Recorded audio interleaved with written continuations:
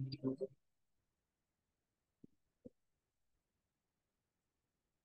are good. You are good to me. You are good to us. Come on, let's worship Him, declare His goodness.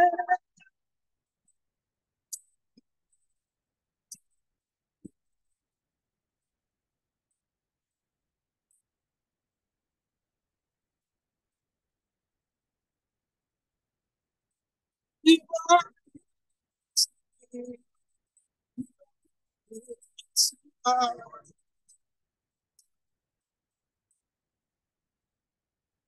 Salamat sa iyo, Panginoon. Ikaw, oh Diyos.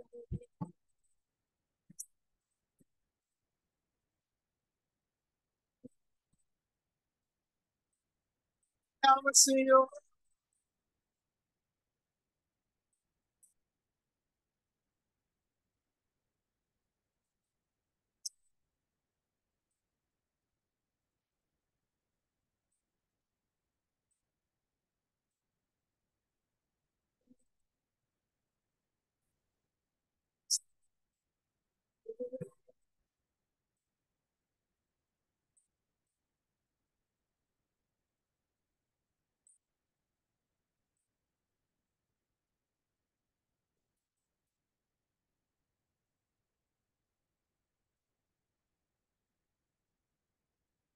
Ay mabuti, O Diyos, kailan may di ka na magbago. Noon hanggang ngayon, ika'y Panginoon.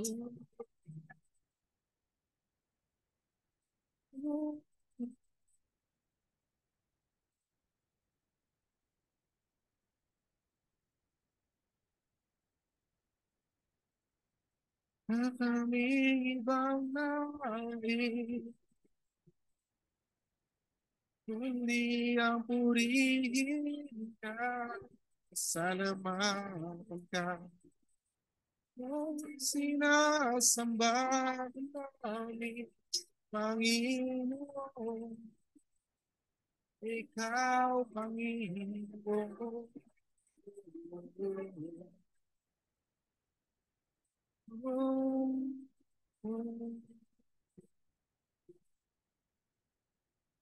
Di ka na magbabago. Noon ngayon,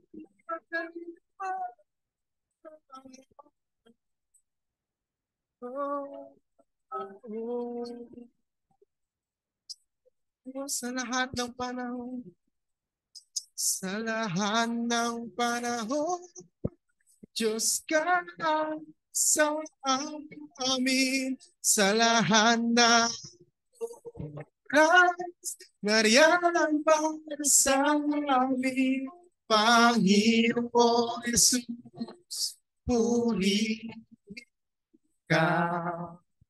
Dakilain ka sa buhay ko. Di ka nagbabago.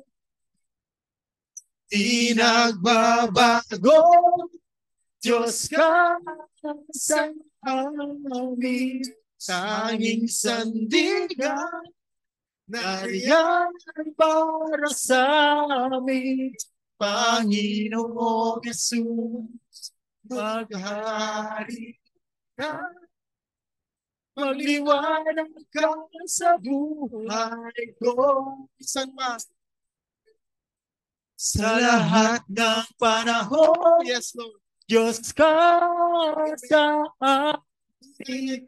Sa lahat ng oras, nariyan para sa amin. Panginoong Jesus, purihin ka. Dakilain ka sa buhay ko. Di nagbabago, Diyos ka sa amin. Tanging sandigan, nariyan para sa amin. Panginoong Yesus, maghari ka, nagwanag ka sa buhay ko. Aming Ama, iwanag ka, Panginoon.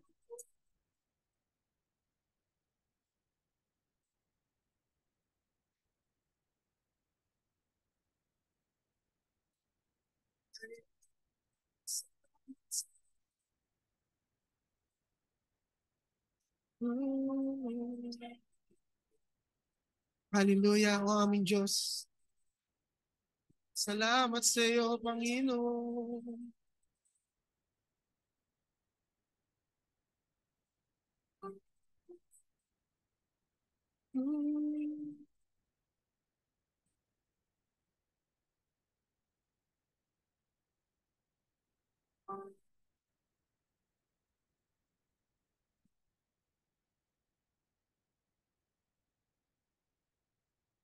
Hallelujah, maraming Diyos muli, Panginoon. Walang humpay kami nagpapasalamat sa iyo, Panginoon. Ikaw ang may akda ng aming pananampalataya, O Diyos. Ikaw ang simula, ikaw ang katapusan. Muli, O Diyos, tanggapin mo ang aming pagsamba sa iyo ng buong puso, ng buong isip, ng buong lakas, ng buong aming kaluluwa, Panginoon. Maraming salamat, O Diyos. Dahil sa lahat ng panahon, hindi mo kami iniwan. Sa lahat ng panahon, hindi ka nagbago, Panginoon. Sa lahat ng panahon ay patuloy mo kaming inaabot, O Diyos.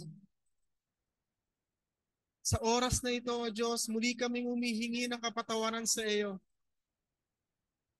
We acknowledge, Lord, na marami ng panahon ang lumipas. Marami ng panahon ang nasayang. Na sinayang namin, O Diyos. Patawarin mo kami, Panginoon, sa mga oras at panahon na kung saan kami ang naging tamad. Naging tamad sa pagbabahagi ng iyong pag-ibig, Panginoon. Naging tamad sa pagpurit pagsamba sa iyo. Naging tamad na abutin ang aming mga kapatid. Naging tamad upang katagpuin ka, O Diyos. Kaya naman, Lord, salamat. Dahil sa oras na ito, naniniwala kami. By the power of your name, ang katamarang iyan ay wala na sa amin. We cast it out by the power of your holy name, Lord Jesus Christ, the spirit of laziness in our hearts. To listen to your words, to reach other people, to reach lost soul, Panginoon. Salamat, Panginoon. Maraming salamat. And we believe right now tonight, sa aming pagpapatuloy, O Diyos, ikaw at ikaw ang pupuno sa kakulangan ng aming mga puso, Panginoon. Ikaw at ikaw lamang siyang aabot sa amin sa kailaliman ng aming sitwasyon sa mga oras na ito. Lord, you know the deepest condition of our life. You know every inch of our body, of our situation, whether it is the ministry, in our family, in our jobs, in our work, in our secular settings. Lord, alam niyo po lahat. Wala kaming may tatago sa iyo. Lord, right now, we acknowledge you, Holy Spirit, be with us. We want an encounter with you. We want the transformation that you want us to be. We want to feel the emptiness of our hearts. Holy Spirit, bigyan mo kami ng puso marunong magpaturo, Panginoon. And we acknowledge once again, Lord, we are nothing if you're not with us. We are just nothing kung kami ay malayo sa iyo, Panginoon. Wala kaming kayang ipagmalaki, ipagmataas sa iyo, O Diyos. Ang lahat ng ito ay dahil sa iyong biyaya, kabag. The grace that we really don't deserve it, but you allow it for us na maranasan namin ang iyong pagpapala at biyaya, Panginoon. Salamat po, salamat po. Salamat po, Panginoon.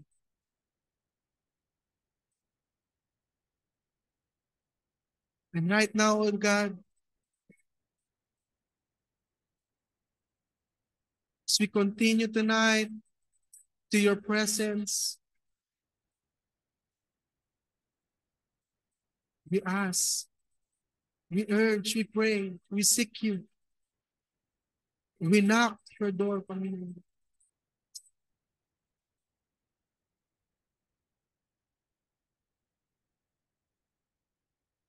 As we listen to your words, Panginoon, sa buhay ng iyong lingkod, pangunahan mo kami, Panginoon. It is you, not us. We pray for more of you and less of us, Panginoon.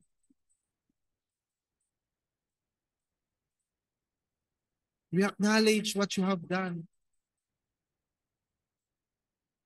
We acknowledge on how you pulled us from darkness, Panginoon. At salamat po, salamat po. Holy Spirit, once again, we welcome you to this place. Ignite the fire of the four corners of this room, and most especially ignite the heart of each and every one of us who are into this place, and even sa aming kapatid na nasa online, Panginoon. Because we believe you are omnipresent, O God. You are everywhere. At sa mga kapatid namin, Panginoon, na wala sa lugar na ito, O Diyos, sa anumang kadahilanan, we extend this blessing, we extend this grace to them. And Lord, we pray for them, Panginoon. Continue to reach them. Bless them and protect them. Nasan man sila sa mga oras ito. Muli, Panginoon, as we lift up our hands to you, O Diyos, as a sign of surrendering everything to you, Panginoon, our situation, our condition, and most especially our life, O Diyos. Receive our highest praise, Panginoon. Receive our highest adorations. Receive our highest worship to you, Panginoon. Salamat po. We love you. We love you. We love you. Sabihin niyan sa Panginoon, Lord, I love you. I love you. And this is all we pray. We declare in the mighty and precious and conquering name of our Lord Jesus Christ, and by the power, guidance, and unity of the Holy Spirit. And everybody say, Amen. Amen. Salamat, Panginoon.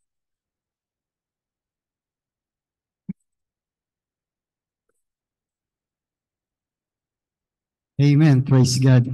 Hallelujah. Napakasarap magpuri sa Panginoon. Sabi nga, kung bubuksan lang natin ating puso, mararamdaman natin kung paano magpuri sa Panginoon. At napakaganda yung bridge doon sa kanta natin. Yung nakalagay doon na, I am blessed. Ngayon, pinapaalala sa atin ng Panginoon, baka nakakalimutan natin. We are blessed. Amen? We are called. Lahat tayo tinawag. And we are healed sa pamamagitan ng kanyang dugo doon sa krus ng Kalbaryo. Kung walang dumanak na dugo hanggang ngayon, wala pa rin tayo. And we are whole. Buong buhay natin, bigay natin. At tayong lahat ay ligtas sa pangalan ng ating Panginoong Kristo. And highly favored. Napakasarap isipin, no? At anointed tayo dahil we are a chosen people. Filled with your power ng banal na Espiritu. Ang kapangyarihan ng banal na Espiritu ay bigyan tayo ng power. Dahil ang banal na Espiritu ay nasa atin. Amen? For the glory of Jesus' name. Hallelujah. Palakpakan natin ang ating Panginoon. Hallelujah. Ang sarap. Claim natin yan, mga kapatid. Ilagay natin lagi sa ating puso't isipan na sa tuwing dumarating na dumadapa tayo, nangihina tayo, claim natin yan. I am called. I am blessed. Amen? Praise God. At maging sa ating kapatid na nasa online kay Sister Divina. Welcome po, Sister Divina. Amen. Praise God. Ngayon po, sa gabing ito ay tayo'y dadako na sa pinakabalagang gawain ng Panginoon sa gabing ito. At sa gabing ito ay meron siyang ipinadala upang pangunahan ang kanyang salita. Sa pamamagitan niya, sa paggamit sa kanya bilang vessel ng Panginoon, ay makaka-receive tayo ng salita niya. Hindi lamang hindi lamang blessing, because meron ding, sabi nga, yan na lang natin sa 2 Timothy 3:16. Ano sabi niya ron? Praise God. Amen. Sabi rito, all scripture is good, bread, and it's useful for teaching, rebuking, correcting, and training in righteousness. 17, so that the man of God may be truly equipped for every good work. Ibig sabihin, hindi lang bless, kundi nire-rebuke tayo. At kailangan, sabi nga lagi ng ating leader sa Berean Cell Church, na kailangan meron tayong puso na marunong magpaturo. Amen? Muli, palakpakan natin ang Panginoon at tinatawagan ko na po ang mensahero sa gabing ito, sa buhay po ng ating kapatid na talaga nga naman na we are too much give. At naway sa gabing ito ay makikita niya rin, maunawaan niya. Hindi lang tayo ang tuturuan dito, maging siya. Amen? At palakpakan natin ang ating Panginoon sa buhay ng ating kapatid na si Brother Alwin Marsan. Amen. Praise God. Praise the Lord. At sa Diyos lamang po ang kapurihan mo. Tama po yan, no? I agree with the presider na it is not only you, but us. Kasi bago pa man din ito ay naturuan na talaga ako ng Lord. Ano? At samahan niyo muna ako sa mixing panalangin before we start.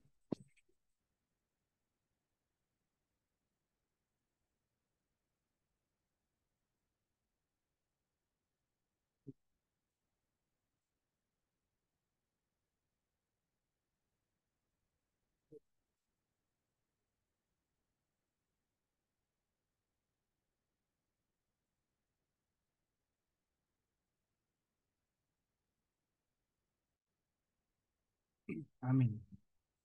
So magandang gabi po. Ganon din kay Sister Divina. Magandang, hindi ko alam po anong oras dyan. Ganun pa man ay magandang araw sa iyo at sa lahat po na narito. So bago po tayo magsimula, as a brotherly reminder and sisterly reminder na huwag po natin titignan kung sino nasa harapan, kundi ang Panginoon ang siyang ating tataas lamang dito. Amen!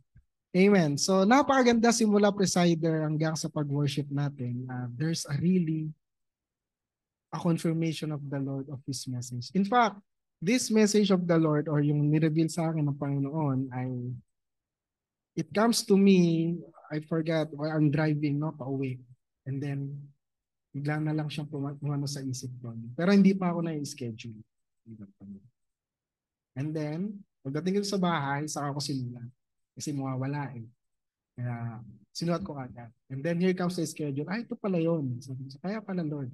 While I'm in the middle of traffic, God is putting in my mind what to do. So ayun po.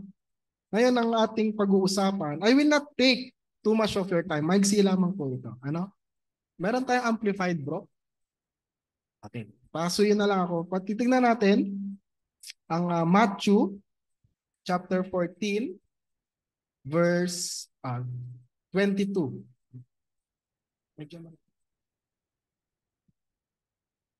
Praise. Ayan, okay na. Ayan. So I believe ito ay alam na natin. Ano? Narinig na natin to many times that these verses was already exhorted. At ito yung tagpo, ikakat na lang po natin, ano? Ito yung tagpo na kung saan ay alam yung Jesus walks on the water. Yan.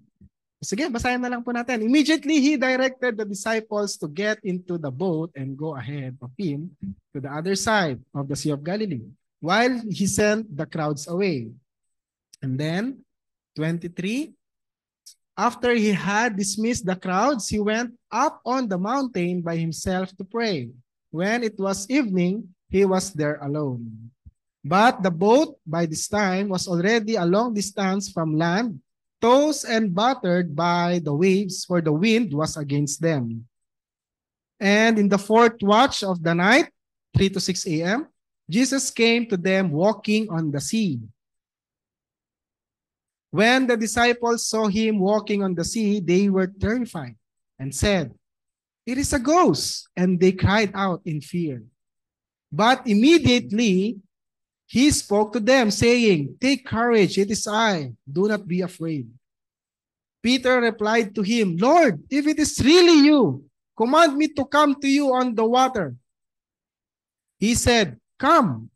So Peter got out of the boat and walked on the water and came toward Jesus.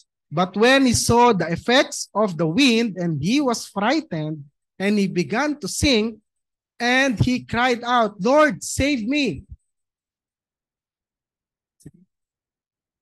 31. Immediately, Jesus extended his hand and caught him, saying to him, "Oh, you of little faith, why did you doubt?" Then 32.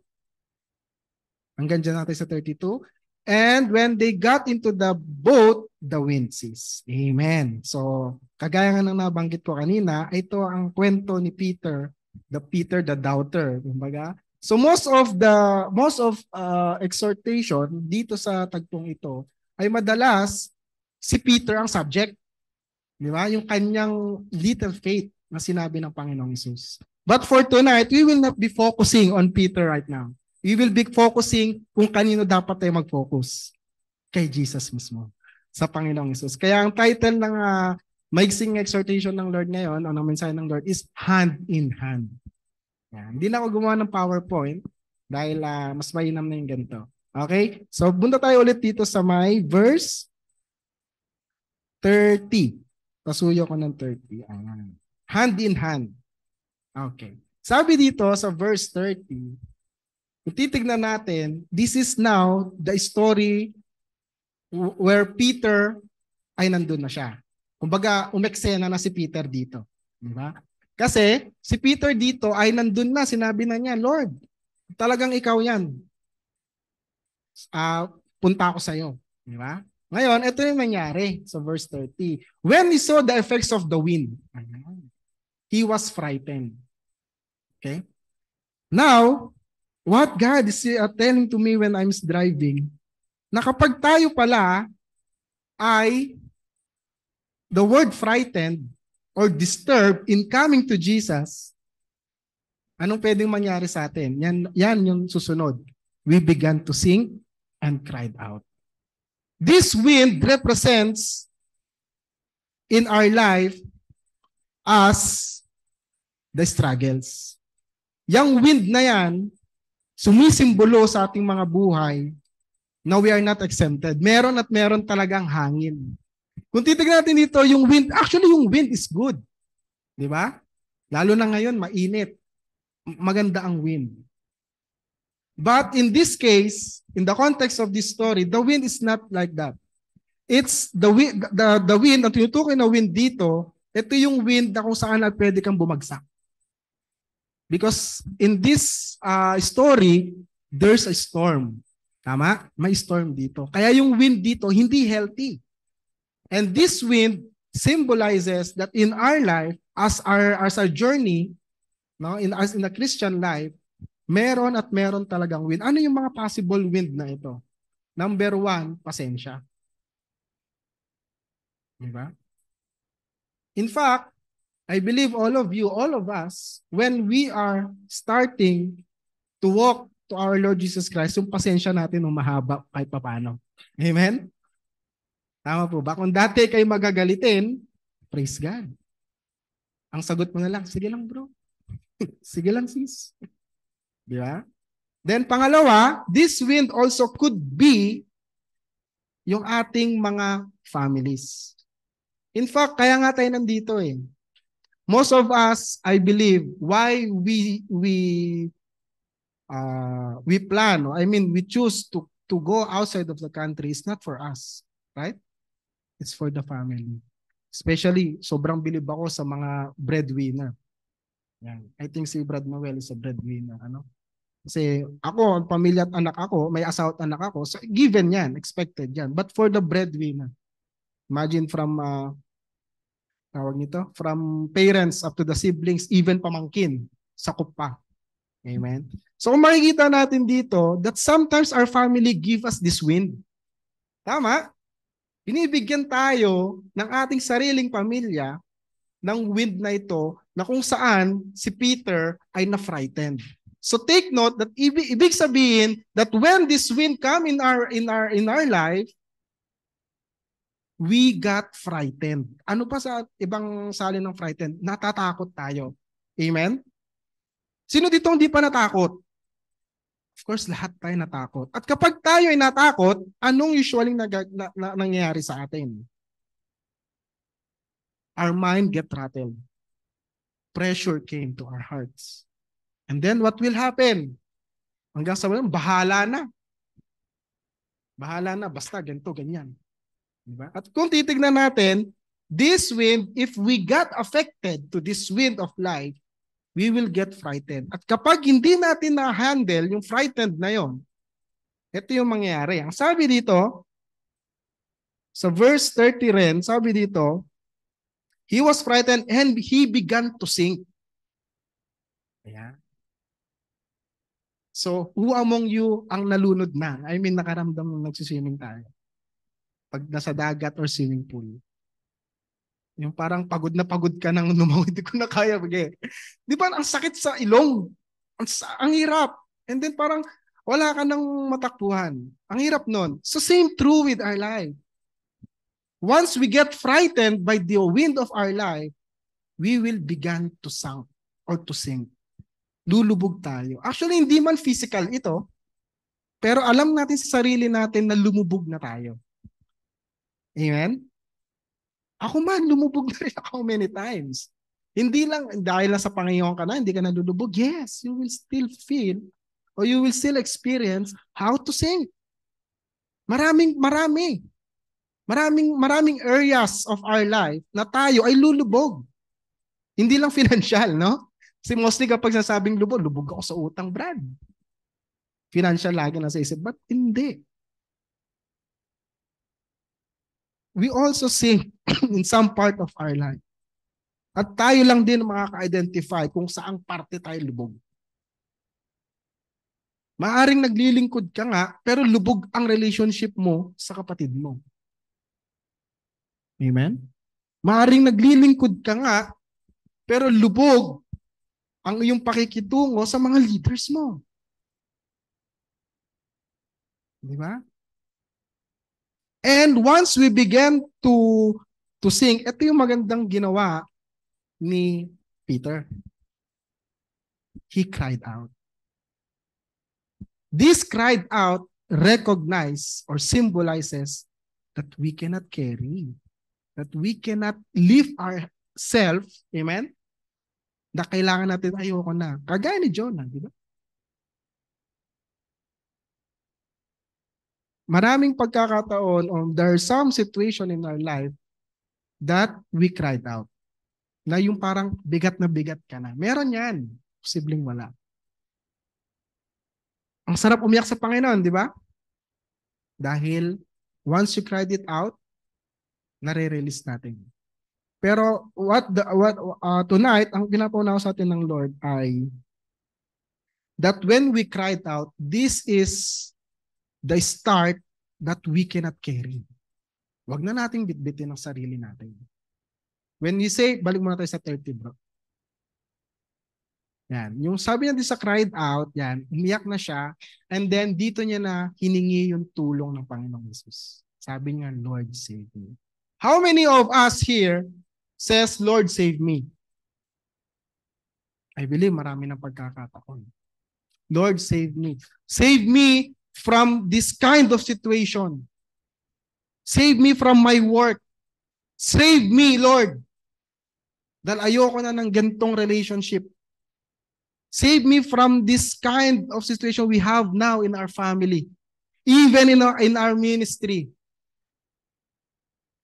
In that moment, you are under water. Nalulunod ka dyan. And you are crying out to the Lord. And this is what Peter did. Ngayon, sabi ko nga kanina, hindi tayo po-focus kay Peter. Ito yung pagpo-focus natin ngayon. And the message will start with this. On the verse 31, ito na. Immediately, Jesus extended his hand and caught him, saying, "Oh, you of little faith, why did you doubt?"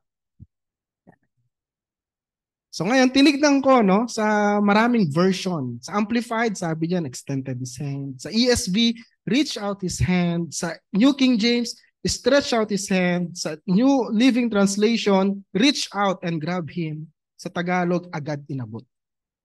Tinignan ko lahat. Bakit kaya? Okay, so let's start with the first point that I want to share. 20 minutes lang ito siguro.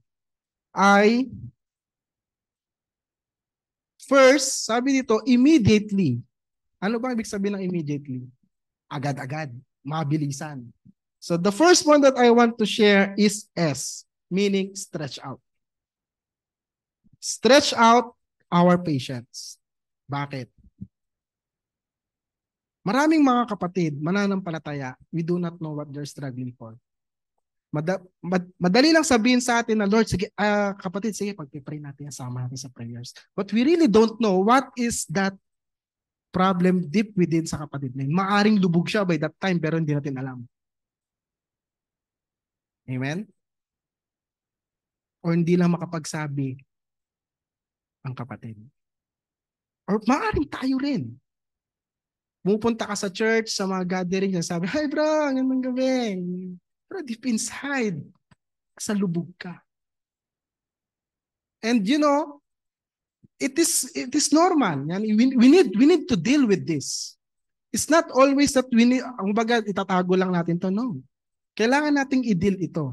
Pero ang pagdi-deal natin, kagaya mismo ng ginawa ng Panginoong Hesus, immediately. Nakuha natin. You know why? Kasi pag hindi immediately, maaaring mamatay yung kapatid. Imagine, nandun siya sa tubig.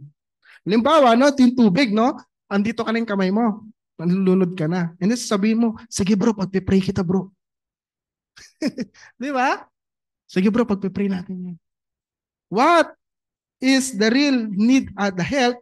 Extend mo yung kamay mo. So in extending or in stretching out, ay maraming ways ito. Not only in financial, tatandaan natin yan. Not only in financial. There are many ways how to stretch out. Una kasi dito, stretch out our patience. Bro, pasuyong ako sa Proverbs 15:18 sa Tagalog para mas maganda. Sabi sa Proverbs 15:18,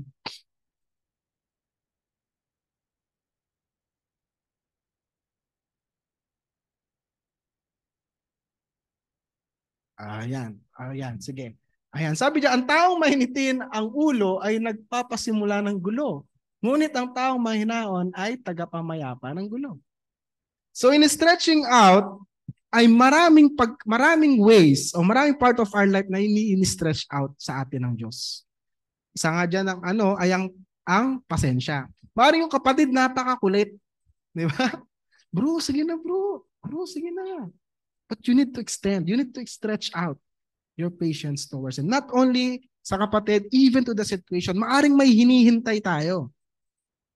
Di ba, Brad Bernard? Maaring may hinihintay tayo. But we need to stretch out our patience. As the proverb says, wag natin laging idadaan sa init ng ulo. Who among you still experience the init ng ulo? Ako, may naranasan ko. Sa trabaho, amen. Sa family ko. And this is the reality. But now God is telling us, reminding us, stretch out our patience. Nakuha natin? Stretch out natin.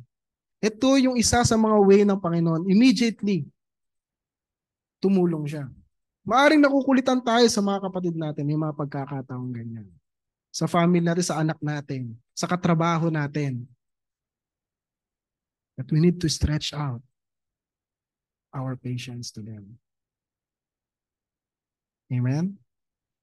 And secondly, stands for E. On the Amplified Version, sabi niyan sa verse 31, immediately Jesus extended His hand. Extended His hand. So ano ba ang ina-extend dito? Marami. Extend our help. Extend, in other, yung synonyms niya is expand, enlarge, and yung mga kasama niya. Ngayon, in the extend or in the expansion, that our scope, we should also expand it and extend our scope. For example, no, maaring ang tinutulungan mo lang ay yung kagrupo mo. Possible? Yes. Maaring ang tinutulungan mo lang ay yung family mo. Maaring ang tinutulungan mo lang ay yung kagrupo mo. Possible yan. But God is telling us, even to me, that we need to extend our help to all.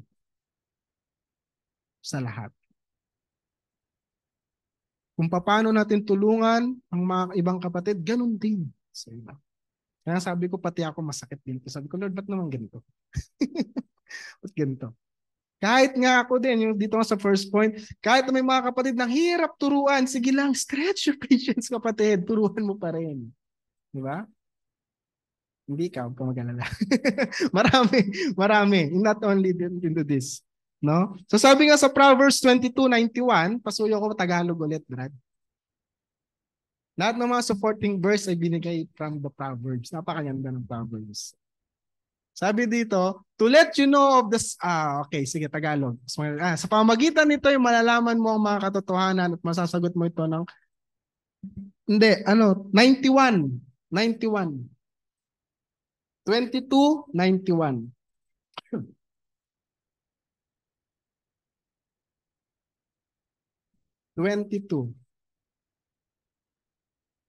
Yes. Ano niya? Kawikaan, no? Ay, o nga pala. 11 pala to. 11. Hindi. Hindi ko nasulat ko. Pati sulat yung maintindihan. Wait lang.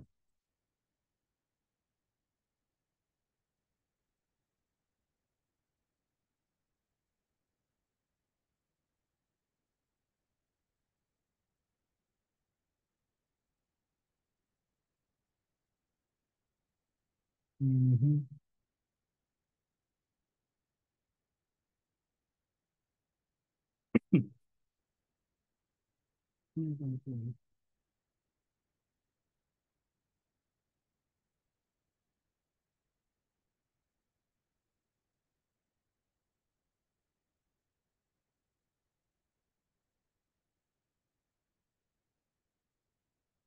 Ayun. Anyway, hindi ko na manap.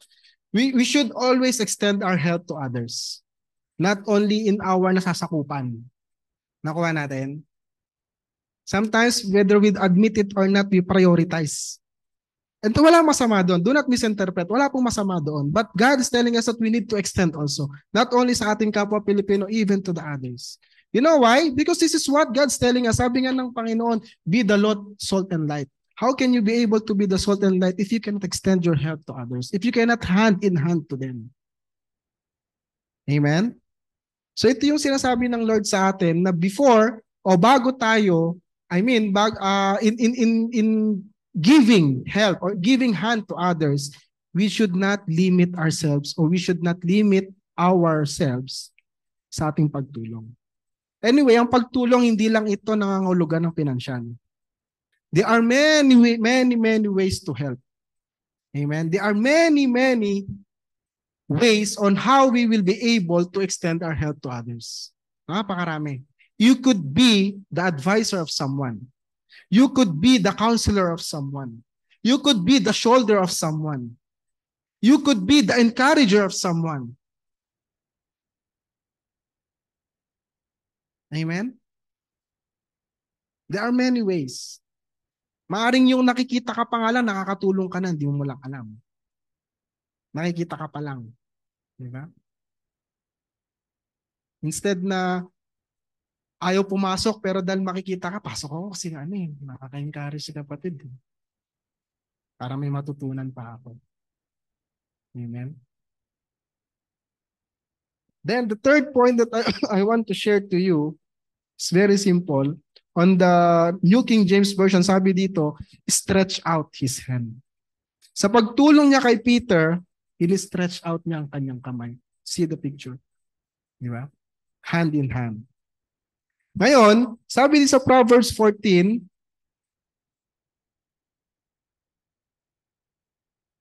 verse 21, ito pala yun. Ang umahamak sa kapwa ay gumagawa ng masama, ngunit ang matulungin